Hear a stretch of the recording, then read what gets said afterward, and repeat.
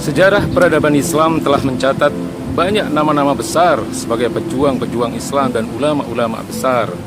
Tapi kita sering lupa tentang siapa sesungguhnya yang berada di balik mereka, tokoh-tokoh besar yang melahirkan para ulama dan para pejuang-pejuang Islam tersebut. Mereka adalah ibu-ibu yang hebat. Mereka adalah ibu-ibu yang telah melahirkan generasi emas dalam peradaban Islam ini. Al-Khanzah, beliau adalah seorang ibu dari 4 mujahid yang syahid bersamaan dalam satu perang. Kemudian setelah mengetahui bahwa keempat putranya syahid, beliau berdoa kepada Allah Subhanahu wa taala, "Segala puji bagimu ya Allah, kumpulkanlah aku bersama keempat putra-putraku dalam kasih sayangmu." Kemudian kita tahu ada seorang khalifah besar yang bernama Harun al-Rashid. Beliau adalah seorang khalifah pada masa kekhilafahan Abbasiyah yang berhasil menjadikan Islam sebagai peradaban paling unggul pada masanya. Siapa ibu beliau? Ibu beliau adalah Khayzuran, seorang mantan budak yang kemudian dinikahi oleh Khalifah Al-Mahdi karena kecerdasannya. Dan yang dilakukan oleh Khayzuran adalah dia rela membawa anaknya ke Madinah untuk menuntut ilmu, yang kemudian menjadikannya sebagai seorang khalifah dengan keilmuan yang luar biasa. Kemudian kita tahu siapa Muhammad Al-Fatih, sang penakluk Konstantinopel. Beliau adalah seseorang yang berhasil mewujudkan janji baginda Nabi besar Muhammad SAW yang disampaikan pada Perang Khandaq pada tahun ke-5 Hijriah. Dan 825 tahun kemudian Muhammad Al-Fatih berhasil mewujudkan janji baginda Nabi besar Muhammad SAW dalam menaklukkan Konstantinopel, sehingga beliau dikatakan sebagai seorang pemimpin terbaik. Baginda Nabi mengatakan pada masa itu, "La tuftahanna al-Qustantiniyah," sungguh Konstantinopel akan ditaklukkan. Wa ni'mal amiru amiruha, dan sebaik-baik pemimpin adalah pemimpin yang menaklukkan Konstantinopel. Wa ni'mal jais dalikal jais, dan sebaik-baik pasukan adalah pasukan yang menaklukkan Konstantinopel. Siapa Ibu Muhammad Al-Fatih? Beliau adalah seseorang yang tidak pernah lelah untuk memberikan motivasi kepada putranya.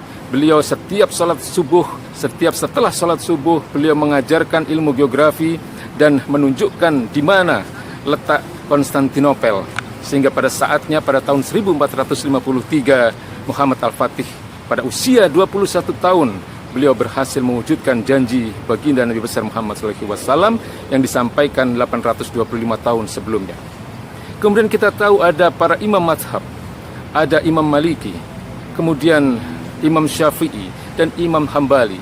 Mereka adalah anak-anak yatim yang dibesarkan dalam didikan ibu-ibu mereka. Ibu-ibu mereka telah berjuang keras untuk mengantarkan mereka kepada para ulama-ulama besar untuk berguru kepada mereka.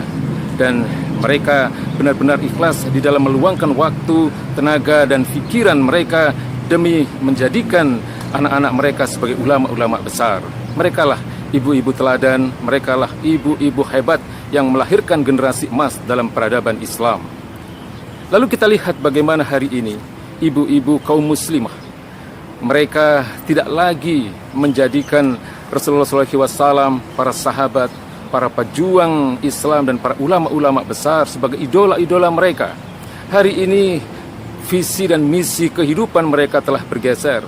Idola-idola anak-anak kita hari ini bukan lagi para pejuang dan para ulama Islam, tapi idola-idola mereka hari ini adalah artis-artis barat, artis-artis Korea, artis Jepang, kemudian para pemain sepak bola.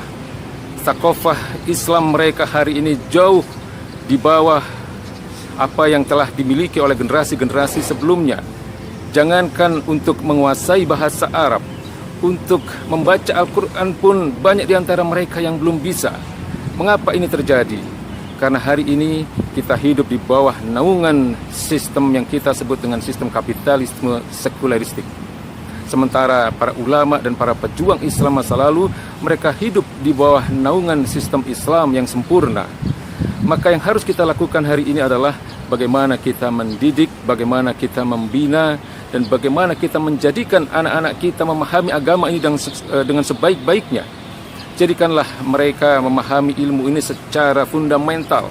Jadikanlah mereka memahami ilmu agama ini secara mengakar dengan mengambil dari sumbernya, yaitu Al-Quranul Karim dan sunnah-sunnah baginda Nabi besar Muhammad SAW.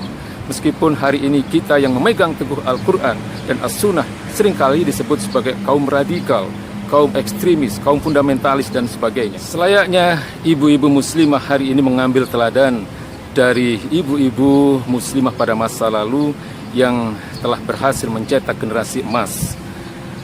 Kita adalah umat terbaik sebagaimana yang difirmankan oleh Allah Subhanahu wa taala, kuntum khairu ummatin ukhrijat linas ta'muruna bil ma'ruf wa tanhauna 'anil munkar wa tu'minuna billah.